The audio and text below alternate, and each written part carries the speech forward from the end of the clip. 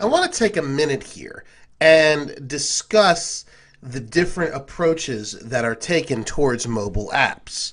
So right now you're looking at the website for a hospital in Boston called Beth Israel Deaconess Medical Center.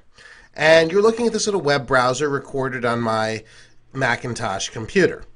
Now, if we take a look at that same website viewed through a mobile device, you'll notice that it's a completely different design, and you are actually forwarded to a subdomain called m.bidmc.org. Now, these are websites accessed through the browser, just like any other website.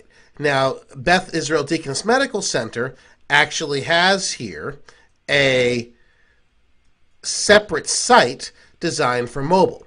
And it's built with many of the same tools we're talking about in this course: HTML5, CSS and CSS3, and JavaScript. Now, this is a site that's optimized for mobile, and it's simply a site like any other, accessed through the World Wide Web. That's a little bit different than an actual application like we're making with PhoneGap. And that's because the application actually has a logo here and is integrated into the operating system. So we're accessing it not through the web browser, but we're accessing it through the menus as we would a normal application. Now, in truth, what you're looking at is actually a browser window, and this is being rendered in a browser window. But PhoneGap gives us access to parts of the hardware and also embeds this browser window like any other app and gives us complete control over it. So this is different than a mobile site, again, because the icon appears here in our actual apps menu, whereas before we accessed the hospital site through the browser. So it's two different approaches. Now, if you're creating mobile sites, the way that you actually distribute them is simply put them on the web. Very easy.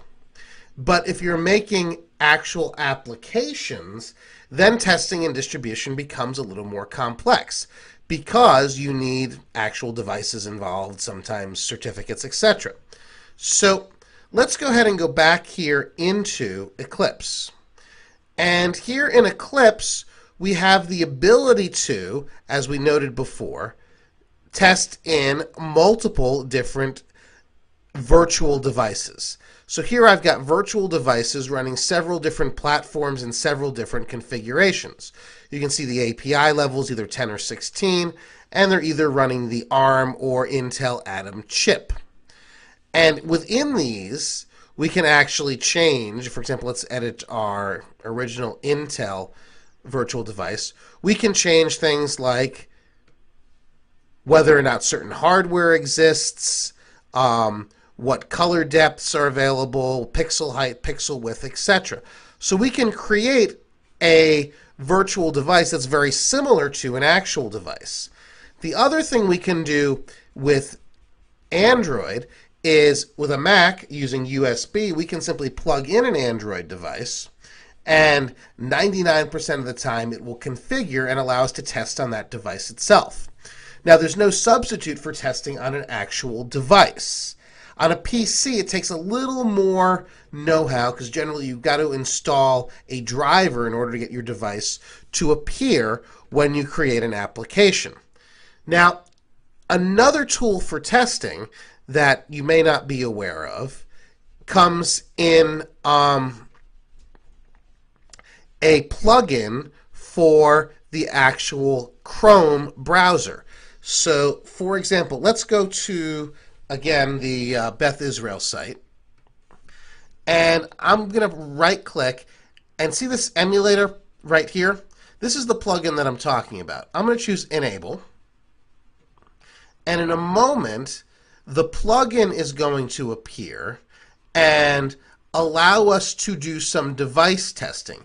This is, by the way, called the Ripple Mobile Environment Emulator, and I suggest you get it. So here we can say, okay, within the URL, what are we testing here? So we have some different environments to test in. Let's choose mobile web this first time. All right, so there we are looking at the site as a mobile web app. And if we look here, we can choose some different devices.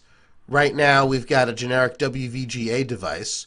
Let's change this to Nexus 1. And it'll give us how this would look here in just a second in a Nexus 1. So we can, and there's our mobile site that appeared again. So we can choose platforms, orientation. We can do some level of work with the accelerometer and change the y-axis. We can simulate a shake on the device. So all of this allows us to test mobile web applications. Now, if we went back and let's go ahead and leave this page. We'll go one more time into the Deaconess Medical Center page. And should load up here in just a second. And this time for the platform, instead of mobile web, let's choose Cordova or PhoneGap. So now this will appear as if being viewed through a PhoneGap application. We can again choose not only our platform, but our version. And we can choose the actual device. So let's try, this time, an iPhone 4. We'll give that a moment to boot back up. So again, the idea here is with mobile web applications, we can get an idea of how things would look in different phones, in different devices with different settings. And we can also do some minimal level of testing here using Ripple. For example, we can set things like geolocation, device and network settings. We can set some configuration items. We can pass some events. So here we are looking at it in PhoneGap in the iPhone 4. This is not a replacement for testing on an actual device, but it does give you a good sense of how things will look when it's running in a device for mobile web applications.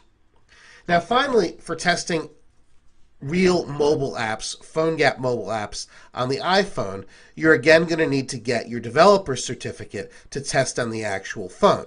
Once you get it, it's a few-step process, and you can put your applications on the phone and test them there.